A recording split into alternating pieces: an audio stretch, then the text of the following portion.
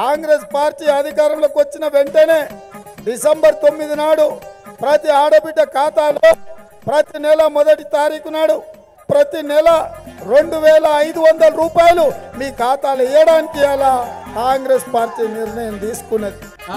నేనేం చెప్తున్నా అంటే రుణమాఫీ అయిన వాళ్ళందరూ ఎంబడపోయి మళ్ళీ 2 లక్షల రుణం తెచ్చుకోరి డిసెంబర్ 9 నాడు నేను అవి మాఫీ చేస్తా. కాబట్టి రైతులందరికీ నేను విజ్ఞప్తి చేస్తున్నా, ఎంబడే పోయి బ్యాంకుకు పోయి లోన్లు తెచ్చుకోరి, వచ్చిన ఎంబడే నేను రుణమాఫీ చేస్తా. ఓకే సెకండ్ అండి. ఈ రైతులు పండించిన పంట మీకు గిట్టుబాటు ధర ఇచ్చి లాభసాటికి ఇచ్చి ఇవాళ 1 ఎకరం వడ్లేస్తే 30 క్వింటాలు వస్తుంది. 30 క్వింటాల్కి 540 రూపాయలు ఎక్కువ వస్తే 15,000 ఇవాళ ఎకరాకు అదనంగా కాంగ్రెస్ పార్టీ ఏదనుకున్నది. మేము వచ్చిందే మొన్న 60 రోజులు కాలేదు, ఆల్రెడీ మేము క్లియర్గా చెప్పినాము 100 రోజుల్లో వాటిని పూర్తి చేస్తామని. రుణమాఫీ అనేది అంత ఈజీ అయ్యేది కాదు, చాలా డబ్బు కావాలి. లేదు సార్, నాకు సాధ్యం అవుద్ది. నేను లెక్క చేసిన 32-33 వేల కోట్లు ఉంది.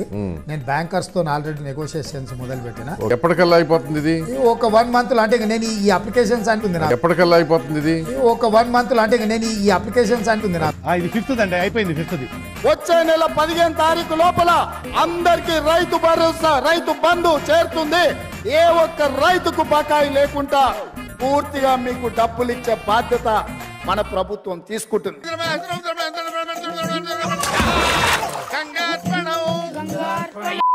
100 రోజుల్లో ఈ పథకాలు ఖచ్చితంగా అమలు చేస్తాం. తొలి సంతకం ఈ 6 గ్యారెంటీల మీద ఉంటుందన్నారు.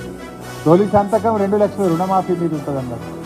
తొలి క్యాబినెట్ దీనికి చట్టబద్ధత తెస్తాం అసెంబ్లీలో అని చెప్పినారు. మొదటి అసెంబ్లీ సమావేశాల్లోనే చట్టబద్ధత తెస్తామని చెప్పినారు.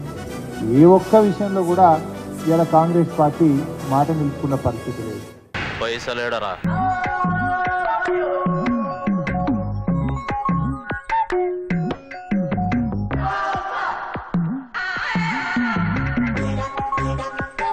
అయిపోయి